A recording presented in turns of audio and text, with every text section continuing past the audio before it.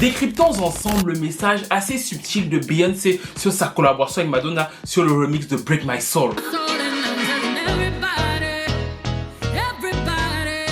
En fait, ce n'est pas une réelle collaboration avec Madonna, c'est-à-dire qu'elles ne sont pas entrées en studio. Ce que Beyoncé fait, c'est qu'elle interpose le titre Vogue de Madonna. Et il faut savoir donc que le son qui a inspiré la chanson Vogue et la danse même, et la danse même, et la danse même, et les pas de danse même. Madonna s'était inspirée de la communauté gay afro-américaine et latine pour pouvoir faire un comeback et pour pouvoir plus ou moins innover dans le genre. Sauf qu'à la fin de la version de Madonna, Madonna faisait appel aux acteurs du mainstream, c'est-à-dire qu'elle prenait dans la culture afro-américaine et elle appelait tous les gros acteurs d'Hollywood, Fred Astaire et plusieurs autres en leur disant c'est votre tour, venez danser, venez montrer qui vous êtes.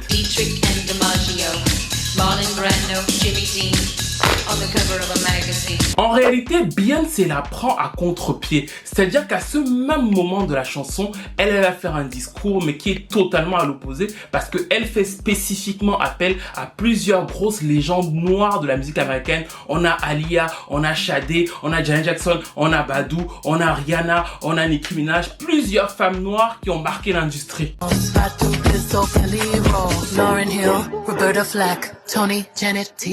Mais elle ne s'arrête pas là. Plus la chanson avance, plus elle continue à citer des noms et elle revient donc aux origines du son house dance qui a inspiré y compris son dernier album et y compris Madonna. On commence par citer la House of Extravaganza qui était une des premières house au début des années 80 qui a vraiment initié et sorti ce son dance et les beach tracks.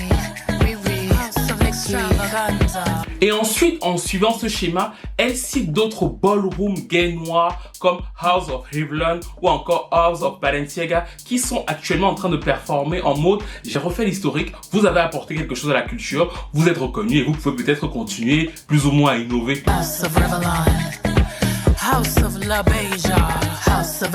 J'ai vu des gens dire qu'elle n'a pas cité Céline Dion, elle n'a pas cité Shakira. C'est parce que le remix n'est pas fait de façon innocente. Et c'est même d'ailleurs très drôle que Madonna lui ait permis de le faire parce que l'idée c'est de se dire je prends du mainstream et je remets dans la culture totalement afro-américaine. Et ça correspond d'ailleurs à pas mal d'éléments que j'ai décryptés dans mon analyse totale sur l'album Renaissance que vous pouvez trouver sur YouTube ou en cliquant dans ma bio. Mais qu'est-ce que vous pensez de ce remix, des noms cités, du message derrière et du fait donc qu'elle ait laissé de prendre Madonna en contre-pied sur sa propre chanson?